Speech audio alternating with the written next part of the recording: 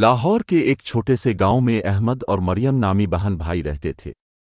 دونوں کو پرانے قلعے اور ان کی کہانیاں سننے کا بہت شوق تھا۔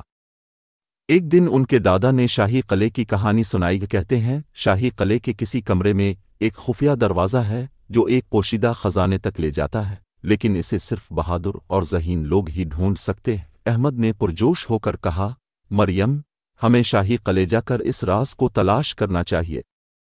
مریم نے مسکراتے ہوئے جواب دیا، یہ دلچسپ ہوگا، لیکن ہمیں ہوشیار رہنا ہوگا۔ اگلے دن دونوں بہن بھائی شاہی قلعے کی طرف روانہ ہوئے۔ قلعے کی دیواریں اونچی اور پرانی تھیں، اور اندرونی حصے میں گھومتے ہوئے ان کے دل خوشی سے بھر گئے۔ ہر کمرہ اپنی جگہ ایک کہانی سناتا تھا۔ اچانک احمد کو ایک کمرے کے فرش پر ایک عجیب سا نشان دکھائی دیا۔ مریم نے غور سے نشان کو دیکھا اور کہا، یہاں ضرور کچھ چھپا ہوا ہے۔ احمد نے اپنے ہاتھ سے فرش کو ٹٹولا اور ایک پتھر ہلنے لگا۔ جیسے ہی پتھر کو دبایا گیا، ایک خفیہ دروازہ کھل گیا۔ دونوں بہن بھائی حیران رہ گئے۔ دروازے کے پیچھے ایک تاریک سرنگ تھی۔ دونوں نے اپنی ٹارچ نکالی اور آہستہ آہستہ اندر چلنا شروع کیا۔ سرنگ کے آخر میں ایک بڑا کمرہ تھا جس میں ایک صندوق رکھا تھا۔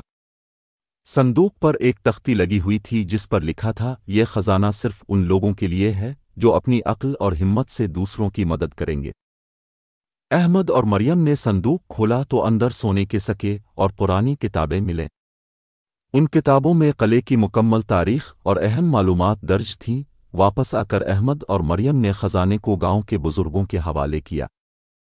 اس خزانے سے گاؤں میں ایک اسکول اور لائبریری بنائی گئی تاکہ سب بچے تعلیم حاصل کر سکیں۔ سبق: یہ کہانی ہمیں سکھاتی ہے کہ بہادری اور عقل سے نہ صرف ہم راز دریافت کر سکتے ہیں بلکہ دوسروں کی مدد بھی کر سکتے ہیں۔